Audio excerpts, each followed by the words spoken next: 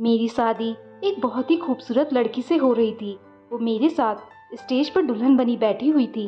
अपनी शादी में मैं बहुत खुश था, पर मैंने नोटिस किया कि मेरी बीवी की सबसे छोटी बहन मुझे अजीब नज़रों से देख रही थी।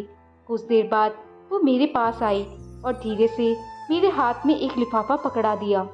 उसे ऐसा करता देख मैं घबरा गया। फिर मैंने बिना किसी को बताए उस लिफाफे को धीरे से अपने पैंट की जेब में रख लिया। शादी के बाद जब मैंने उस लिफाफे को खोला तो उसमें कुछ तस्वीर थी। उस तस्वीर को देखते ही मेरे तो पसीने छूट गए, क्योंकि उस तस्वीर में तो मेरा नाम अरुण है। मैं अपने घर का इकलौता बेटा था और मेरी दो बहनें थी। मेरे पापा हम लोगों को छोड़कर दूसरी शादी कर लिए थे। उन्होंने एक बार भी नहीं सोचा कि हम लोगों का क्या होगा। हमें भी बाप की ज़रूरत है। खैर, हमारे लिए तो मेरी माँ ही मेरी माँ और बाप दोनों थी, जिन्होंने हमें बाप की कमी महसूस नहीं होने दी। धीरे धीरे मैं बड़ा हो गया और मेरी पढ़ाई पूरी होते ही मुझे एक अच्छी जगह पर नौकरी मिल गई। धीरे धीरे करके हमारे घर की हालात पहले से बेहतर हो गई। मैं दो बहनों का अकेला एक भाई था। मेरी दोनों बहनें मुझसे बड़ी थी। कुछ दिन बाद उन दोनों की शादी हो गई। उन दोनों की शादी के बाद अब लोगों को मेरी शादी की फिक्र होने लगी, पर मुझे शादी नाम से चिढ़ थी, क्योंकि मेरे माँ बाप की शादी कामयाब ना हो सकी थी। देख रहा था मैं बचपन से ही उन दोनों की लड़ाई झगड़े देखते हुए। बचपन से ही मेरा दिमाग में बैठ गया था कि मैं कभी शादी नहीं करूँगा और मैं कभी किसी लड़की को नज़र उठाकर भी नहीं देखता, क्योंकि मेरी माँ ने मेरी परवरिश कुछ ऐसी की थी। उन्होंने पहले ही मुझे समझा दिया था, किसी लड़की को देखने से पहले अपने घर के बारे में भी सोच लेना कि तुम्हारी भी दो बहनें हैं। अगर तुम किसी के साथ गलत करोगे तो तुम्हारी बहनों के साथ भी गलत हो सकता है। मैं सख्त इंसान था और यह सख्तियाँ वैसे ही अपने आप ज़िंदगी में नहीं आ जाती। इसके पीछे भी बहुत से कारण होते हैं। जिस कंपनी में मैं काम करता था, वहाँ के बॉस की बेटी थी जो बहुत बिगड़ी हुई थी। वो बार बार मेरे आगे पीछे मंडराती रहती, जबकि ऐसी लड़कियों से मुझे बहुत चिढ़ थी। मैं जितना ही उससे दूर जाने की कोशिश करता, वो उतना ही मेरे करीब आती और मुझे किसी न किसी काम से बाहर ले जाने की कोशिश करती। और बॉस की वजह से मुझे मजबूरन उनकी बेटी के साथ जाना पड़ता। मेरे बॉस की बेटी बाहर जाते ही मेरे साथ अजीबोगरीब हरकतें करने लगती। मैं जितना ही उससे दूर जाने की कोशिश करता हूँ, उतना ही मेरे करीब आती। यह लड़की मुझे बिल्कुल पसंद नहीं थी, पर इसके साथ आना जाना मेरी मजबूरी बन गई थी। एक दिन तो इसने हद ही कर दी। मुझसे कहने लगी कि मैं तुमसे प्यार करती हूँ और तुमसे ही शादी भी करना चाहती हूँ। उसके मुंह से प्यार और शादी की बात सुनकर तो मेरे गुस्से का पारा हाई हो गया था। मैंने गुस्से में उससे कहा, एक बात कान खोलकर सुन लो, शादी की बात तो अपने दिमाग से निकाल ही दो।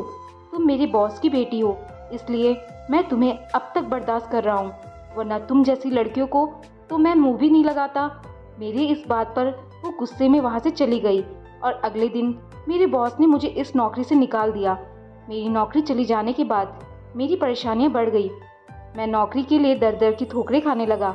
कुछ दिन यूं ही गुजरने के बाद एक दिन अचानक मेरे बॉस ने मुझे अपने घर पर बुलाया।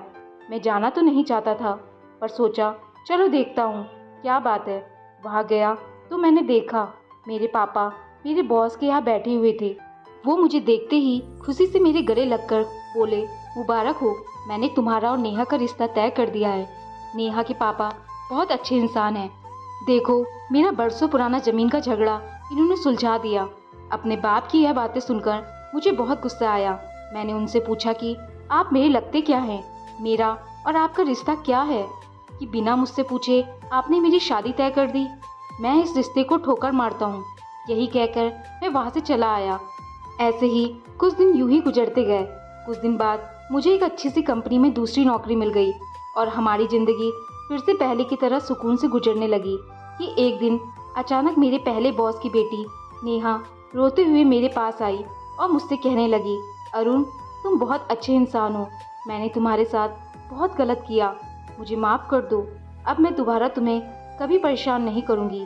प्यार का रिश्ता ना सही, पर क्या मैं तुम्हारी दोस्त के काबिल भी नहीं हूँ? क्या तुम मेरे साथ दोस्ती कर सकते हो? उसे देखकर लगा कि वह वाकई में बदल चुकी है और मुझसे माफ़ी मांगना चाहती है। मैंने उसे माफ़ कर दिया। उसने मुझसे कहा, अगर दोस्ती की है तो इसे निभाना तो पड़ेगा। अगर तुम्हें सही लगे तो एक दिन तुम मेरे घर जरूर आना। अगर तुम मेरे घर आओगे तो मैं समझूंगी कि तुमने मुझे दिल से माफ़ कर दिया। अगले 1-2 दिनों में मैं उसके घर गया। उसने मुझे बड़े प्यार से चाय नाश्ता करवाया, पर चाय पीते ही मुझे क्या हो गया मुझे पता नहीं। आँख खुली तो सुबह हो चुकी थी और मेरे सामने पुलिस खड़ी थी और मुझे एक लड़की के साथ ज़बरदस्ती करने के जुर्म में गिरफ्तार करके ले जा रही थी। ये सब इतना अचानक हुआ कि मुझे कुछ समझ में नहीं आया। पुलिस ने मुझे जेल में बंद कर दिया। मैं हैरान परेशान था कि आखिर यह सब मेरे साथ कैसे हुआ। शाम होते होते एक मेरा दोस्त आया जो मेरा जमानत करवाकर मुझे ले गया। मैं घर पर जाने की बजाय हॉस्पिटल गया और अपनी पूरे बॉडी का चेकअप कराया। डॉक्टर ने बताया कि आपको काफ़ी मात्रा में नशे की दवाई दी गई थी। डॉक्टर की बात सुनते ही मुझे समझ में आ गया कि यह सब किया धरा मेरे बॉस की बेटी नेहा का है। उसकी माफ़ी वो सब नाटक था। उसके प्रपोजल पर मैंने उसे ठुकराया। उसे अपनी इंसल्ट बर्दाश्त नहीं हुई और उसे अपनी इंसल्ट का बदला लेने के लिए मेरे साथ यह सब किया।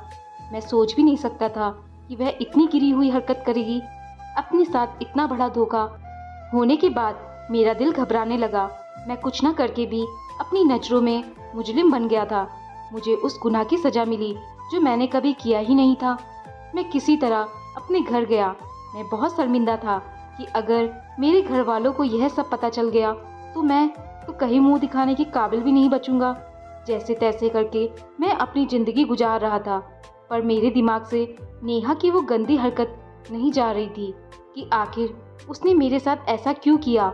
एक दिन मैं ऑफिस में था, तभी अचानक मेरे दोस्त का फ़ोन आया। उसने बताया तुम्हारे पहले बॉस की बेटी नेहा का एक्सीडेंट हो गया है और एक्सीडेंट में उसकी डेथ हो गई। उसने तुम्हारे साथ गलत किया तो उसकी सज़ा भी उसे मिल गई।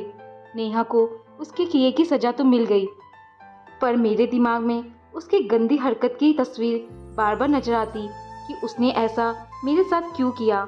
मेरे दोस्त ने मुझे बहुत समझाया और मुझे इस सदमे से बाहर निकलने का हौसला बढ़ाया। कुछ दिन बाद मेरे घर वालों ने मेरी शादी ज़बरदस्ती तय कर दी। घर वालों ने कई बार मुझे लड़की देखने के लिए फोर्स किया, पर मैं लड़की देखने नहीं गया। पर जिस दिन शादी थी उस दिन लड़की को देखा तो देखता ही रह गया। वह दिखने में बहुत खूबसूरत थी। उसे देखने के बाद अपनी शादी के दिन मैं बहुत खुश था, पर अचानक जब स्टेज पर पहुंचा तभी मैंने नोटिस किया कि मेरी पत्नी की सबसे छोटी बहन मुझे अजीब नज़रों से देख रही है। देखते ही देखते उसने मेरे हाथों में एक लिफाफा पकड़ा दिया।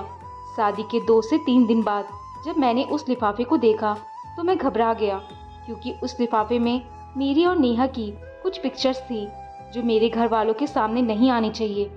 मैं यही सब सोच रहा था, तभी मेरी पत्नी की बहन सोनिया का फ़ोन आया। वो मुझसे कहने लगी जिस दिन आपकी और मेरी दीदी की शादी थी उस तस्वीर के बारे में मुझे उसी दिन पता चला था। अगर पहले पता चला होता तो यह शादी मैं नहीं होने देती, इसलिए मैंने धीरे से वह तस्वीर आपको पकड़ा दी कि आप अपने कारनामे देख लीजिए। उसके बाद मैं आपसे पूछूंगी कि आपने मेरी बहन के साथ शादी कर उन्हें धोखा क्यों दिया। मैंने अपनी सफाई देते हुए उससे कहा मैंने ऐसा कुछ नहीं किया है, मुझे फंसाया जा रहा है। उसने कहा ठीक है, आप वहीं पर रुके, मैं घर आती हूँ।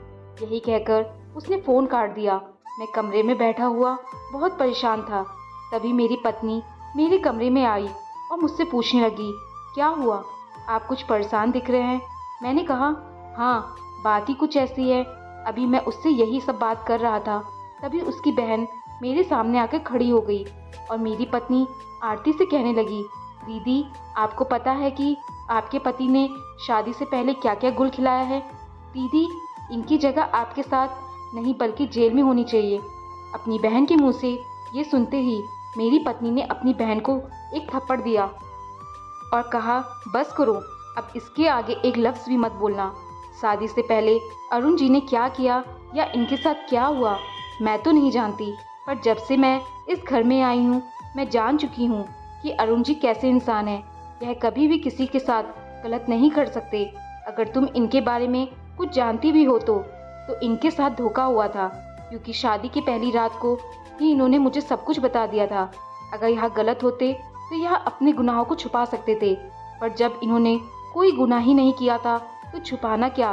अपनी पत्नी के मुंह से ऐसी बातें सुनकर मुझे अपनी पत्नी पर फक्र होने लगा, क्योंकि आज अगर यह मेरा साथ नहीं देती तो मैं तो कहीं का नहीं रहता। इसी को कहते हैं जीवन साथी।